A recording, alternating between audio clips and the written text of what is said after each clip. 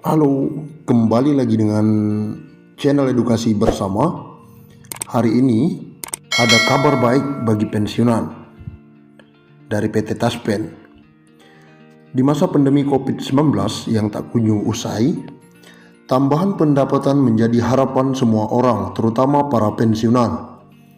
Pemerintah pun memastikan pensiunan ke-13 tahun ini akan dibayarkan mulai bulan depan.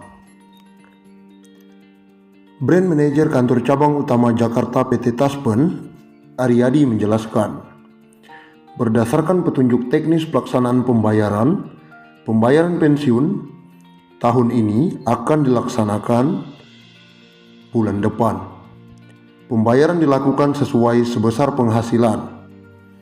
Pembayaran juga tidak dikenakan potongan iuran atau potongan lain, kecuali potongan pajak penghasilan sesuai ketentuan peraturan perundang-undangan dan ditanggung pemerintah. Komponen penghasilan pensiun ke-13 tahun ini bagi penerima pensiun atau penerima tunjangan meliputi pensiun pokok, tunjangan keluarga, dana atau tunjangan tambahan penghasilan, jelas Aryadi. Aryadi menambahkan, penerima pensiun dan menerima tunjangan menerima lebih dari satu penghasilan, maka pensiun ke-13 diberikan kepada salah satu yang jumlahnya lebih besar.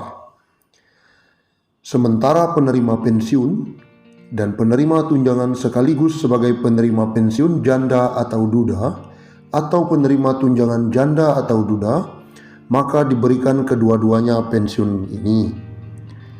Contoh, penerima pensiun sendiri dan sebagai penerima pensiun janda atau duda, Imbuh Aryadi.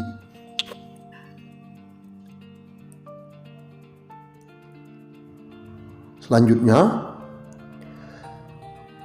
kemudian untuk pembayaran pensiun ini bagi penerima pensiun atau penerima tunjangan dan ex-PNS Debhub PT KAI dilakukan melalui masing-masing kantor bayar pensiun. Bagi PNS dan pejabat negara yang pensiun terhitung mulai 1 Agustus 2020, maka akan pembayaran pensiun dilakukan oleh instansinya. Kepada para pensiun juga diharapkan untuk berhati-hati terhadap penipuan yang mengatasnamakan Taspen, pinta Aryadi. Pencairan pensiun ke-13 sendiri merujuk kepada PP nomor 44 tahun 2020 dan Permen Keuangan nomor 106/PMK.05 tahun 2020 tentang pemberian dan petunjuk teknis pelaksanaan pemberian pensiun ke-13 tahun ini kepada PNS, prajurit TNI, anggota Polri, pegawai non-PNS dan penerima pensiun atau tunjangan yang bersumber dari APBN.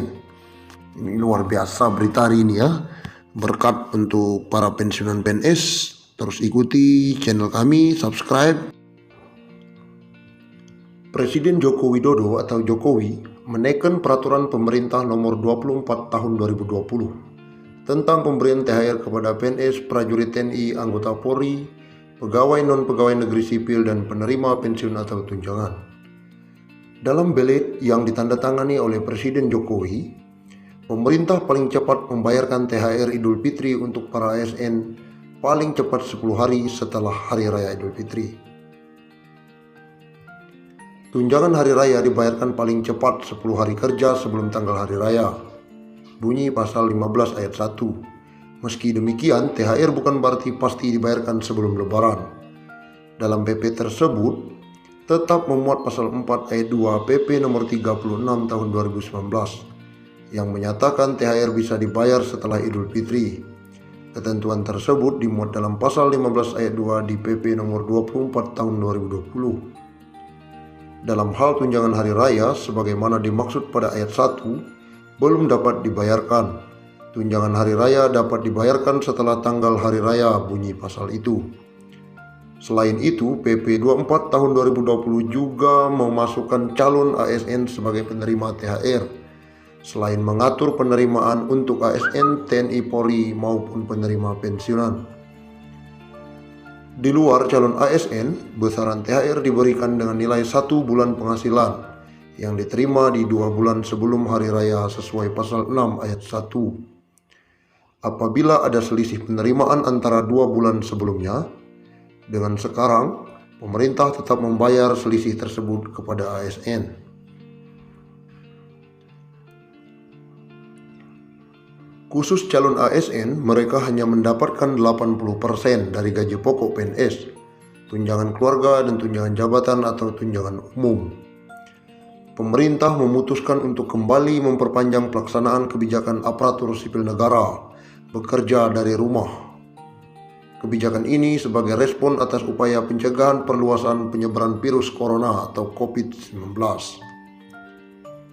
Hal ini tertuang dalam Surat Edaran Menteri Pendayagunaan Aparatur Negara dan Reformasi Birokrasi Nomor 54 Tahun 2020 tentang perubahan ketiga atas Surat Edaran Menteri Pan-RB Nomor 19 Tahun 2020. Surat tersebut berisi tentang penyesuaian sistem kerja ASN dalam upaya pencegahan penyebaran COVID-19 di lingkungan instansi pemerintah.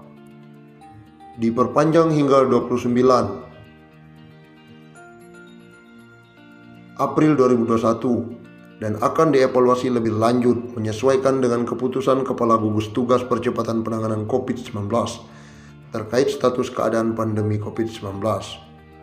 Atmaji mengatakan di dalam Surat Edaran Menteri Pan-RB tersebut dijelaskan bahwa pelaksanaan work from home dilakukan di rumah atau di tempat tinggal di mana pegawai ASN tersebut ditempatkan atau ditugaskan pada instansi pemerintah. Melalui surat edaran tersebut diberitahukan pula agar pejabat pembina kepegawaian pada instansi pemerintah memastikan agar penyesuaian sistem kerja yang dilakukan di lingkungan instansinya tidak mengganggu kelancaran penyelenggaraan pemerintahan. Selain itu juga tidak mengganggu pelayanan kepada masyarakat. Terkait dengan pembatasan sosial berskala besar, PPK pada instansi pemerintah diminta melakukan penyesuaian sistem kerja bagi ASN.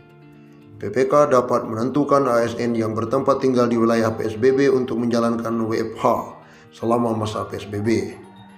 Atmaji menjelaskan bahwa SE Menteri Pan-RB sebelumnya yaitu nomor 19 tahun 2020 dan nomor 50 tahun 2020 masih tetap berlaku dan merupakan satu kesatuan